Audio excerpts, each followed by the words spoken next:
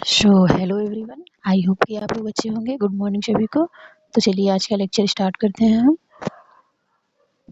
आज से हमारी पॉलिटी की जो सीरीज है ये कंटिन्यू रहेगी। जब तक हम लोग पॉलिटी को ख़त्म नहीं कर लेते तब तक ये सीरीज कंटिन्यू रहेगी।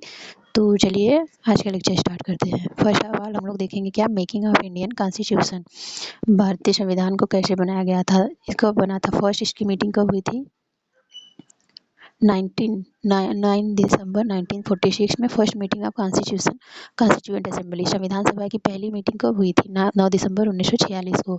और 11 दिसंबर 1946 को एज ए प्रेसिडेंट किसको इलेक्ट किया गया था? डॉक्टर राजेंद्र प्रसाद जी को। और 29 अगस्त 1947 में ड्राफ्टिंग कमेटी अपॉइंटेड की गई थी। जो प्रारूप समिति थी उसको अपॉइंट किया गया था 29 अगस्त 1947 को। फिर 4 नवंबर 1947 को क्या हुआ था? Draft constitution was submitted. जो प्रारूप बनाया गया था कॉन्स्टिट्यूशन का उसको सबमिट किया गया था कब? 4 नवंबर 1947 को। ये सब इंपॉर्टेंट डेट है, इसको आप लोग याद कर लीजिएगा। और 26 नवंबर 1949 को फाइनली जो ड्राफ्टिंग वाज कंप्लीटेड, ये जो प्रारूप था वो पूरा कंप्लीट हो गया था। और 24 जनवरी 1950 में क्या हुआ था? Signing of hand written constitution, जो कॉन्स्टिट्यूशन बना था उस पर सिग्नेचर किया गया था। और जो 26 नवंबर 1949 को क्या संविधान दिवस भी मनाया जाता है, क्योंकि इसी दिन संविधान का पूरा प्रारूप बनाकर इसको कंप्लीट किया गया। तो चलिए नेक्स्ट देखते हैं कॉन्स्टिट्यूशन इट ले out certain idea that form the basic of the kind of country. Constitution क्या है? ये एक सर्टेन आइडिया है दैट फॉर्म, जो बनाता है the basic kind of country, किसी भी कंट्री का क्या बेसिक जो बनाता है उसे ही कॉन्स्टिट्यूशन कहते हैं। इंडिया कॉन्स्टिट्यूशन पार्सली क्या है? रिजिड है और पार्सली फ्लेक्सिबल है, मतलब लचीला और दृढ़ है। While all democratic country are likely to have a constitution, it is not necessary that all country that have a constitution are democratic. जबकि सभी आल डेमोक्रेटिक कंट्री, सभी जो डेमोक्रेटिक कंट्री हैं, आर लाइकली टू हैव, सबके पास, वो जितनी भी डेमोक्रेटिक कंट्री होगी उसके पास कॉन्स्टिट्यूशन होगा। But it is not necessary, लेकिन ये आवश्यक नहीं है कि सभी all country that have a constitution. इसका ये मतलब नहीं है कि जिस भी कंट्री के पास संविधान है वो डेमोक्रेटिक है। Origin of constitution, origin of constitution origin of constitution from the USA. संविधान का जो उत्पत्ति कहाँ हुई थी? फर्स्ट ऑफ ऑल यूएसए में। कब? 1787 में। इंडिपेंडेंट ऑफ यूएसए, यूएसए कब आज़ाद हुआ था? 4 जुलाई 1776 में। कॉन्स्टिट्यूशन असेंबली, कॉन्स्टिट्यूशन असेंबली 1934 में M N Roy first demanded for the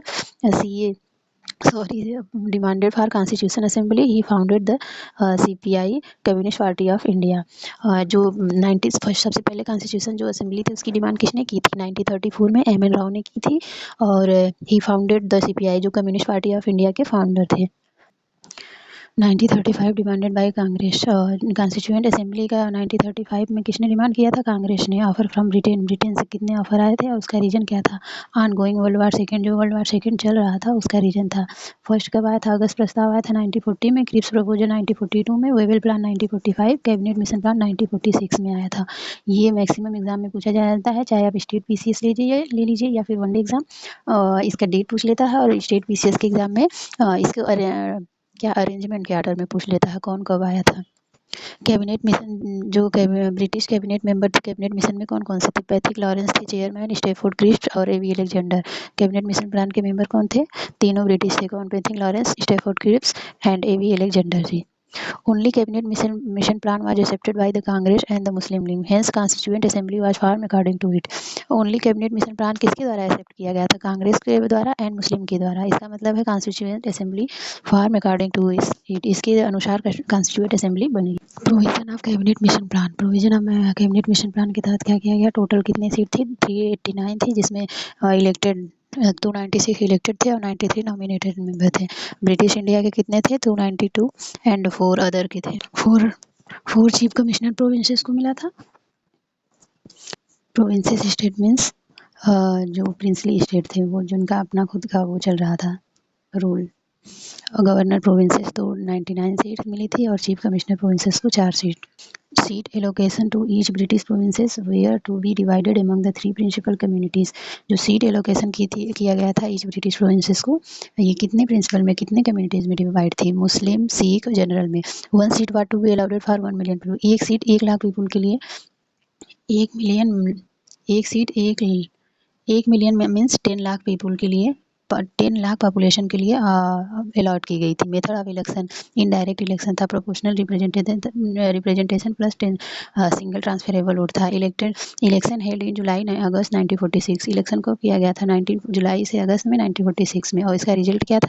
इसका रिजल्ट था मेजॉरिटी कांग्रेस को। मेजॉरिटी सीट किसको मिली थी? कांग्रेस को 208 सीट, मुस्लिम लीग को 73 सीट्स मिली, इंडिपेंडेंट को जो मतलब किसी भी पार्टी में नहीं थे, ना मुस्लिम लीग ना उसमें कांग्रेस में, तो जो इंडिपेंडेंट पार्टी थी उसको 15 सीट मिली थी।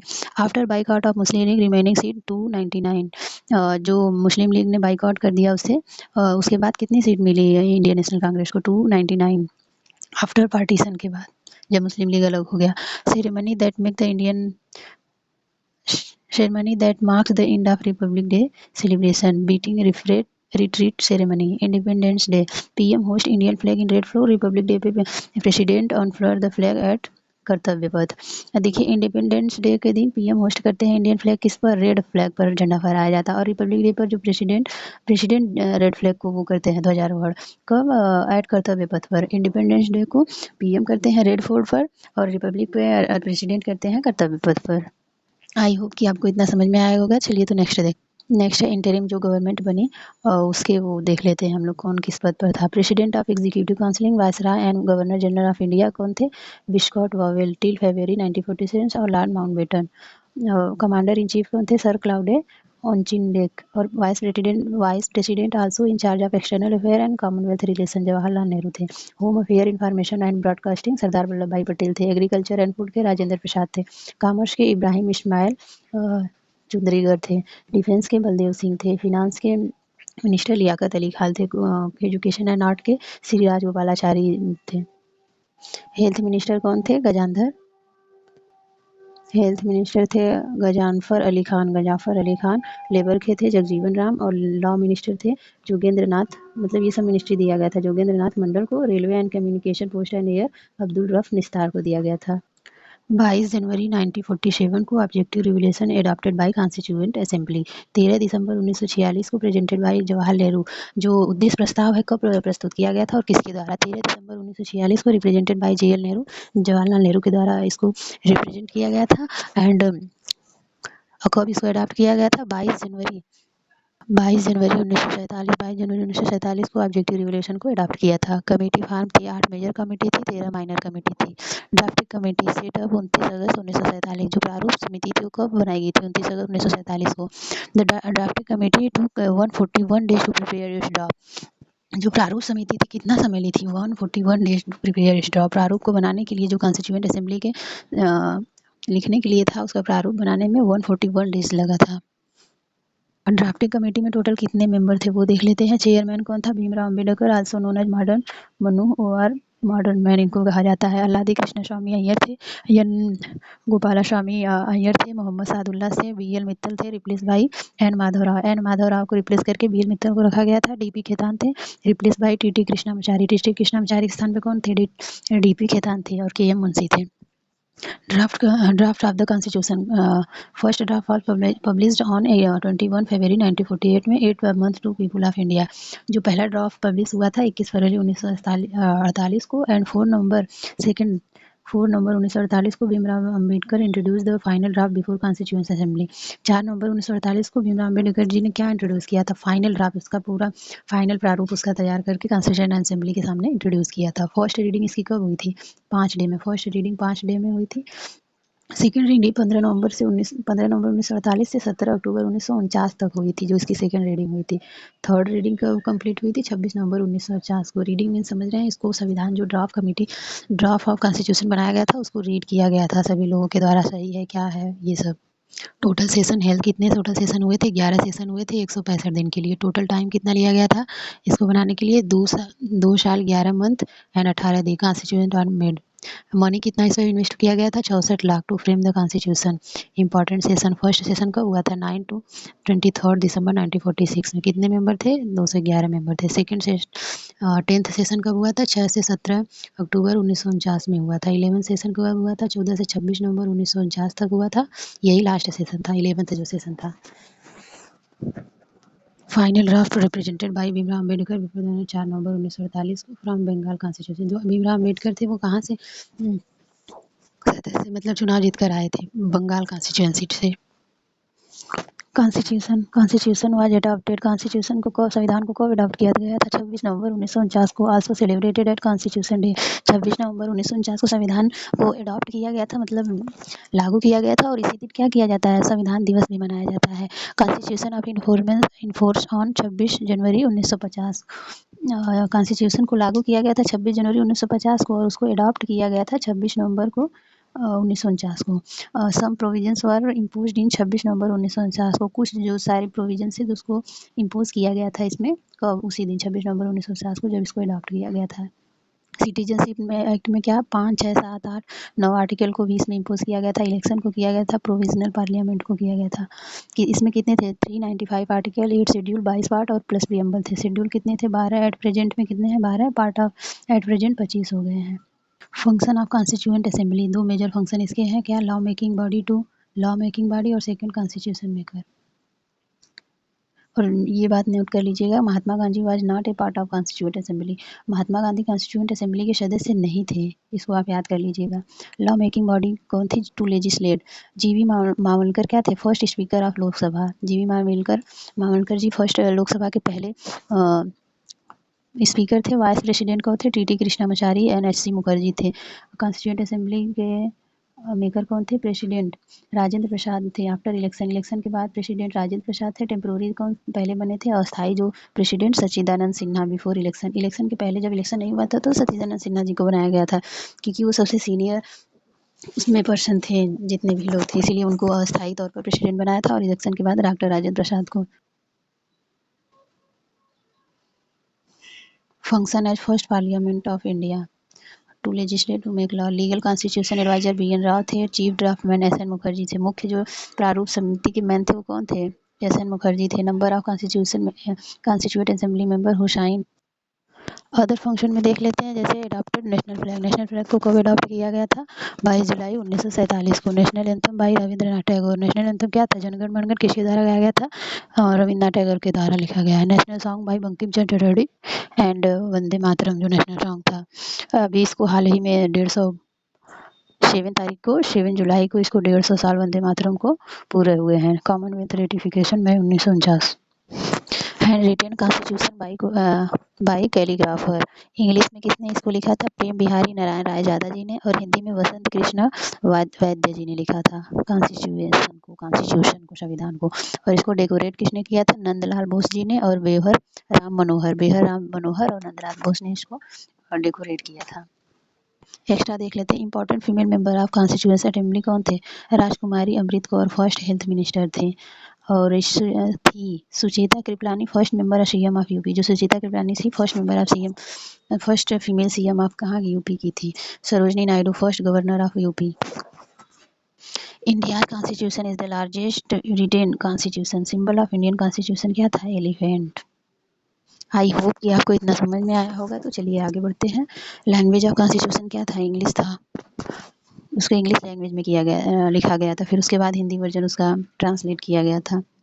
Committee of constitution assembly of India. Major committee कौन कौन सी थी? यूनियन। अब कुछ मेजर जो कम्युनिटी बनी थी उसको देख लेते हैं, जैसे union power commission.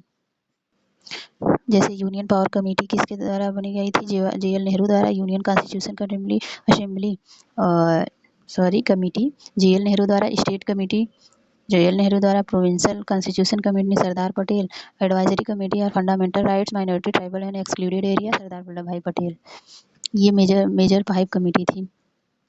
Next minor committee of constitution देख लेते हैं। ये मेजर थी, माइनर देख लेते हैं। फिनांस एंड सॉफ्ट कमेटी डॉक्टर राजेंद्र प्रसाद थी, इसके हेड थे। Head of committee on national flag के doctor Rajendra Prasad. Credential committee Alladi Krishna Swami Ayyar थे। हाउस कमेटी पटाभी सीतारमैया थे। Committee on chief commissioner provinces के पटाभी सीतारमैया थे। Order of business committee KM Munshi. Business जो थे उसके कौन से? KM मुंशी नहीं, मुंशी पहले बिजनेस उसमें देखते थे, लिखा पढ़ी वही। इसको ऐसे याद कर सकते हैं हम लोग। Indian constitution lengthiest written constitution in the world में है। रिटन कॉन्स्टिट्यूशन और रिटन कॉन्स्टिट्यूशन में डिफरेंस देखते हैं। रिटन कॉन्स्टिट्यूशन में क्या होता है? Compile and structure in systematic form by a few member. And unwritten constitution क्या होता है? नॉट स्ट्रक्चर होता है, इसमें स्ट्रक्चर्ड फार्मली कॉन्स्टिट्यूटेड होता है या नॉट फार्मली कॉन्स्टिट्यूटेड होता है। नॉट इजी टू अमेंड, इसमें संशोधन करना इजी नहीं होता है, इसमें इजी टू अमेंड, इसमें संशोधन करना आसान होता है। रिटन कॉन्स्टिट्यूशन इंडिया का है, अनरिटन कॉन्स्टिट्यूशन यूके का है। UK means United kingdom. Originally 26 नवंबर 1949 को कॉन्स्टिट्यूशन कंटेन कितना, कॉन्स्टिट्यूशन में कितने आर्टिकल थे? 395, 22 पार्ट एंड 8 शेड्यूल थे। And represented it contain present में कितने हैं? 44 और 70 आर्टिकल हैं, 25 पार्ट हैं। And part 7 has been deleted and new part 4th A added. Federalism क्या होता है? This refer to the existence of more than one level of government in the country. Federalism का मतलब होता है कि more than one level of government in the country में काम करती है। जैसे 3 tier of the government exist in India, 3 tier का गवर्नमेंट एग्जिस्ट करती है इंडिया पे, एक यूनियन लेवल पर, एक स्टेट लेवल पर, एक लोकल बॉडी पर। Amendment a formal change to law, contract, constitution और अदर लीगल डॉक्यूमेंट। अमेंडमेंट संशोधन का मतलब क्या होता है? A formal change to law, contract, constitution, इसमें जो लीगल डॉक्यूमेंट है उसमें संशोधन करना ही अमेंडमेंट कहलाता है। India has a federation with a unitary wise federation with a strong centre. Under federalism the states are not merely agent of federal government but draw their authority from constitution as well. Federalism के अंदर क्या होता है? The state are not merely agent of federal government but draw their authority from constitution. वो जैसे federal government के agent की तरह काम नहीं करता है, बट देयर अथॉरिटी, लेकिन उसका जो अथॉरिटी होती है कॉन्स्टिट्यूशन से जो मिला है उसको, वो खुद की होती है। India has a parliamentary form of government. Separation of power between the 3 branch of government. जो सेपरेशन है पावर का वो 3 ब्रांच ऑफ गवर्नमेंट के हैं, legislative, executive and judicial. 3 branch में बटा हुआ है power. Legislative means makes law, जो नियम को बनाते हैं। एग्जीक्यूटिव मतलब कैरीज आउट लॉ, जो उसको लागू कराते हैं। जुडिशियल मतलब इवेलुएट लॉ, जो उसके जो लॉ है उसको इवेलुएट करते हैं। नेक्स्ट हम लोग देखते हैं fundamental right. The section of fundamental right has been refer to as conscious of the Indian constitution. Fundamental right therefore protect citizen against the arbitrary and absolute exercise of the power by the state। जो fundamental right है उसको संविधान का क्या conscience आत्मा कहा गया है। और इसमें क्या होता है? ये सिटीजन को प्रोटेक्ट करता है। Arbitrary and absolute exercise of power, जो जिसके पास पावर है या फिर जो भी कोई गलत काम करेगा उससे क्या अपनी पावर का अथॉरिटी का गलत इस्तेमाल नहीं कर सकता। ये प्रोटेक्ट करता है सिटीजन को और फंडामेंटल राइट। और सेकुलरिज्म क्या होता है? Secular state is the one which the state does not officially promote any one religion as the state religion. Secularism का मतलब होता है कि कोई भी secular state is one which state does not officially promote, किसी एक धर्म को आप प्रमोट नहीं कर सकते स्टेट लेवल पर। कोई स्वतंत्र है कोई भी धर्म मानने के लिए। और negative state is not involve in religious matter, example USA. और जो स्टेट का है वो रिलीजियस मैटर में इन्वॉल्व नहीं होगा, जैसे कि। तो चलिए अब यहाँ से हम लोग का मेन स्टार्ट हुआ है। शेड्यूल ऑफ इंडियन कॉन्स्टिट्यूशन देखते हैं। तो चलिए स्टार्ट करते हैं। शेड्यूल फर्स्ट में क्या है? Name of state, UT and their territory. Name of state, UT and their territory, provinces. Second में क्या है? फर्स्ट में क्या है? स्टेट का और यूटी का टेरिटरी और उसके जुरिडिक्शन है उसके बारे में है। और सेकंड से शेड्यूल सेकंड में क्या है? Provinces related to innominate and allocation, जो president, vice president, governor, speaker, speaker Lok Sabha, इन सब का क्या है? शपथ के बारे में, सॉरी या उनके क्या बोलते हैं यार, वेतन के बारे में बात किया गया। किसका वेतन है? जज का, सुप्रीम कोर्ट का, लोकसभा डिप्टी चेयरमैन का, डिप्टी स्पीकर का, जजेस का, सीएजी का, प्रेसिडेंट, वाइस प्रेसिडेंट, स्पीकर, इन सब के वेतन के बारे में बात किया गया है इसमें। और शेड्यूल 3 में क्या है? Oath and affirmation, union plus state, शपथ दिलाने की बात की गई है। शेड्यूल 3 में मिनिस्टर, एमपी, एमएलए, जज, सीएजी का। शेड्यूल 4 में एलोकेशन सीट इन राज्यसभा सीटों का आवंटन है। 5 में province related to administration of schedule area, schedule tribe, जैसे आंध्र प्रदेश, छत्तीसगढ़, महाराष्ट्र, झारखंड, एमपी, गुजरात, हिमाचल प्रदेश, उड़ीसा, राजस्थान, इन सब के बारे में इसमें दिया गया है। जिस भी स्टेट में एसटी और एसटी की प्रोविंसेस दिया गया है किसमें? 5 में। और 6 में क्या है? प्रोविंसेस रिलेटेड टू, जो प्रोविंसेस किसके रिलेशन में रिलेटेड में है? Tribal areas like Assam, Tripura, Meghalaya, Mizoram. इसको याद कर लीजिएगा। जैसे एटीएम में मनी नहीं है, एटीएम में मनी नहीं है। असम, त्रिपुरा, मेघालय, मिजोरम, जिसमें मणिपुर नहीं है। और 7 में क्या है? शेड्यूल 7 में 3 list containing subject in which union and state can make law, federal provision, union list, state concurrence list. इसमें तीनों यूनियन लिस्ट का स्टेट लिस्ट और कॉन्क्रीट लिस्ट के बारे में है कि शेड्यूल 7 में शेड्यूल लिस्ट में क्या है। 8 शेड्यूल में लैंग्वेज ऑफिशियल लैंग्वेज में जैसे कि 8 शेड्यूल में ऑफिशियल लैंग्वेज ओरिजिनली 14 लैंग्वेज थी, एट प्रेजेंट 22 हो गई है। 21st constitution assembly Sindhi added हुआ था। 71st कॉन्स्टिट्यूएंट असेंबली में Konkani, Manipuri, Nepali and 92 constitution Bodo, Dogri, Maithili, Santhali. 97 constitution assembly में उड़िया जुड़ गई थी। तो इसको याद करने की ट्रिक है, तू शुरू तो कर, मैं आ रही है। तो जैसे तमिल, संस्कृत, तेलुगु, कन्नड़, मलयालम, उड़िया। और 5 न्यू लैंग्वेज कौन सी? पाली, प्राकृतिक, मराठी, असमी, बंगाली, इन सबको ऐड किया गया है। शेड्यूल 9 में क्या है? Provincial related to provision related to land reform and zamindari system. और कब इसको जोड़ा गया था? First constitution assembly constitution amendment 1951 में 9 जो शेड्यूल है उसको जोड़ा गया था, जो कि इससे जो है भूमि सुधार और जमींदारी सिस्टम। और 10 शेड्यूल में क्या है? Provision related to disqualification of MP MLA ground defection.